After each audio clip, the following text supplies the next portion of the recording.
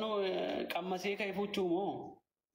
No jechuun qammasee kaatee fuutuu osoo hin ta'in maamila dhalaa eessaa qabda duraan Jimma moo Arsii moo Harargee moo Walloo moo baay'inaan Suudii Walloof Arsiif Harargeetu jira Jimma jira kutaa kana jira baay'inaan arfan kana jira shawalleen takka takka jirti kutaan biraa baay'ee darbee xalabaa dhufa warri baay'inaan Suudii jiru dhalaa Harargee kana ka Wallooti ka Arsiiti ka Jimmaati kutaa arfan kana keessa kan muuxannoo qabda mana ijaarratitti. Dhugaa dubbachuuf takkaa shamarran namni nama nu malee takkaa harkaan qabee hin beeku biyya kana keessatti. Harkumaanuu qabee hin beeku. Garuu ergan deengadda Aleksi Taayyee argee deemii qabi na jechisiisaa jira. Gizee meeqana deebitee laalte viidiyoo Aleksi Taayyee?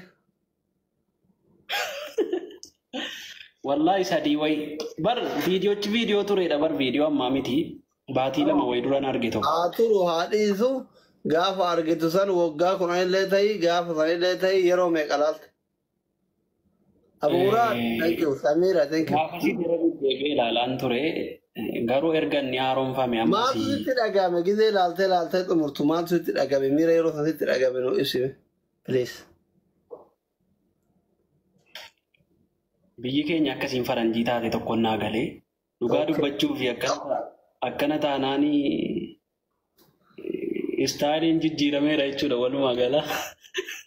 Garuu jireenya akkatti Itoophiyaatti qaala'e kanaan afaan wal kaayuu kana yoo daabboo seetee irraa murtee hoo waan san yaaddee beekta yoo beela qabaattee faa kutatte muuzii seetee. An dhugaa dubbachuuf utuu anaati amanee gara sanan deemu beektaa amanee uumachin naquwan.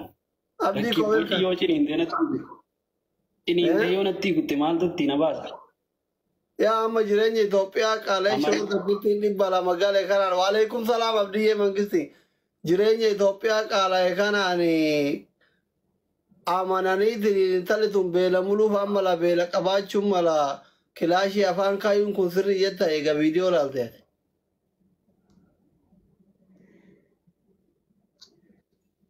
Bara Aleksi awwamanni ta'e wallaale bara aktiivistiidha kanaa feemesii keenya inni jala deemaa turre. Amma waa'ee jireenya irra haasaa jirra jireenya qaala'e kanaan. Yookiin intalli sun beela qabaachuun mala kilaashii afaan kaayuun sirriidha jettee yaaddaatiin jedhe. Sirrii miti. Abadan sirrii miti. Ati akkas gootee beektaa? Noosise jetti gadhee dha jala deemte. Waan akkanaa wallaa argee hin beeku. Garuma kaana inuu bira ga'e hin beeku. Amma utuma isiin dhuftee naa kennite ani bakkuma isii iyyuu hin beeku durkan ijoollee daa'ima argeera. Gaafa horii eeydumoo? Gaafa jarri guddatan immoo jijjiirama bakkaa jijjiirama natti fakkaata. Hin sobda. Ati kabeera lafarraa fixe. Dhiirri akkanaa diiman kun shaarmuxa yoo atuu dhiifte beerri hin dhiiftu. Soba. Kitti afuufu argitanii. Wallaahi dhuguma dhugu. Abba wallaahi billahi. Ani fuularraa beeka dhiira shallee. Dhalaa meeqa jijjiirta? Laa wallaahi hin argine an wallaahi hin jijjiirre. Tokkumayyuu hin qabmasne an dhugaa dubbachuuf. Biyya ormaatitti moo? Maal lakkoofsa dubartiin qabdu? Qaba garuu beektaa biyya kanatti akkumatti beektu waraqaa jireenyaatiin wal qabate. Waraqaa jireenyaatiif ijaarsa maaltu walitti fide? Suudii waan hin beekne ta'e kun. Waraqaa laalanii ol seenanii? Mana ijaarsaa gisee seenan? Laa wallaahi namni nama nu garuu hin qabmasne wallaahi billaahi dhuguma. Takkaa qabmasee hin beeku biyyuma kanatti. Garuu namni nama. Inama namus bar waa nama namus miti dhugaa dubbachuuf. Biyyatti hoo? Biyyatti anu umurii waggaa 14tiin an biyyaa bahe namni umurii waggaa 14 maal qabmasame? Baadiyyaa jirta moo magaalaa jirta? Magaalaan jira. Akkamiin magaalaa keessa jiraattee hagammaa qabmasuu didde? Azuumii galtaa? La manuma ijaazaa galee hin beeku akkuma hojiin ta'a. Okay. Amma fuulduratti qabmasuu yaadan qabduure? Dhugaa dubbachuu fi naawii tokko beektaa hiriyaa kootii bakka wajjin gara Arsii kana buunayidha. Kan amma yeroo hunda soddaan jira. Suuraa keessan hin dhedheen gadda kaasee koomentii keessan jalatti isin ergeen ture sii fi seenaa kan wal dhungattan wayii nan gatee laataas ture. Hin agarre wallah. Mooyaa suuraa kaasuu qabdaa? Mooyaa suuraa kaasuu durnan qaba garuu booda kan akka tokkoon harkaa ta'e. Jaalalatti qabee? Garuu amma qalama argannaan ammas nan kaasaa.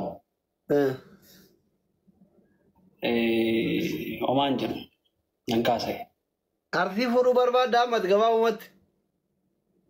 Arsii fuudhuun barbaada. Maaliif hin fuune Jimmaan? Jimmaan an tokko dhugaa dubbachuuf isiin amma maaf Jimmaan fuutan? Tokkummaa jabeessuuf miti? Ciqiiciqiidheef.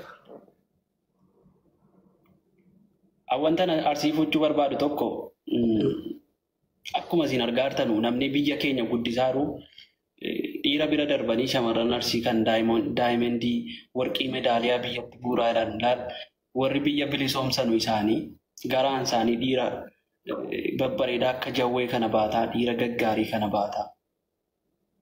Sanyii gaggaarii. Maatii gora dhiira halkanii guyyaa waa'ee poolitikaa haa ta'u si dhalteetiin jireenyi kee laaqamoonni biyya faranjii bahee achii mootummaa arrabsaa atii fi jaartiin kee hin hidhamtanii maal jireenya gadadoo keessa jirati jiraachisesi. Oromoo yoo bilisoomtellee alhamdulillah hin jettu. Amma beektaa jawweenis akka durii miti bakka jiramti innis gara amantii kana ajjiira kee gara rabbii deebi'ee. Akka duriitti hin jiru kanaaf akkuma ati beektu Oromoon immoo jawwee jala hiriira. Akka durii poolitikaa sanaan laaqamuu na fedha. Jala dhaloonni dhufu hiriiruu barbaaddaa jechuudha.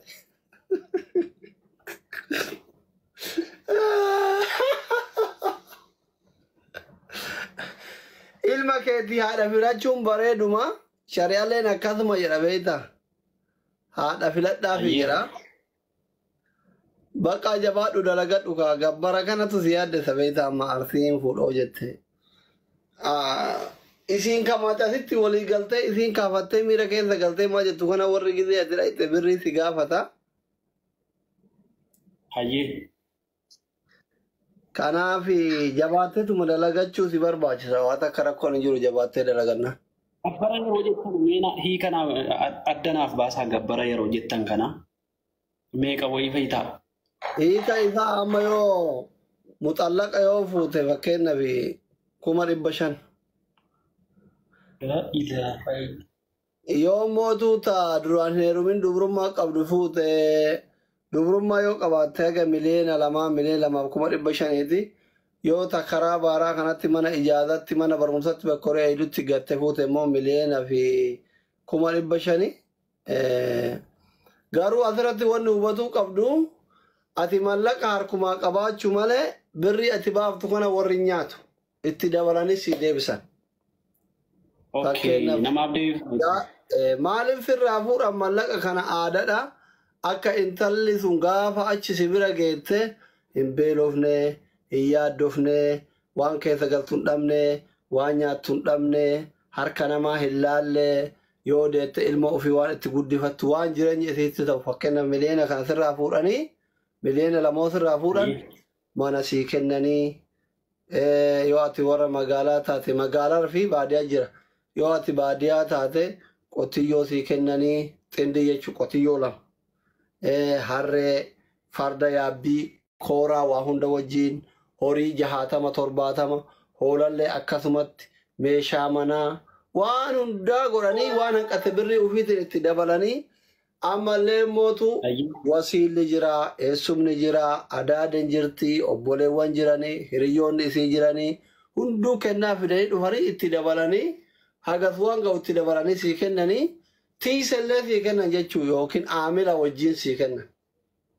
Yoo baadiyaa taate aamila wajjiin ati mooraa horii itti galchitu shabkii akka biyya arabaatti jedhaniin kana ijaarratteetuma guyyaa sargii sanitti osii naqanii tiisellee waliin sii kennanii gaafa ganama bariitu fuutee ganama ati abbaa qabeenyaa guddaadha jechuudha. Horii 70 60 yoo haftaan irraa fuute 80 hoolaa 200 fa'aa sii kennanii harree itti fe'attu sii kennanii farda yaabbattu sii kennanii sobaa miti wallahi wala deemtee soba jettan qalbii hojii seeran beeytan malee seerri gabbara akkasi wallahi dhuguma bar sii kennanii san booda ati ganama gaafa bariitu lafti bariitu fuutee abbaa qabeenyaa guddaadha jechuudha.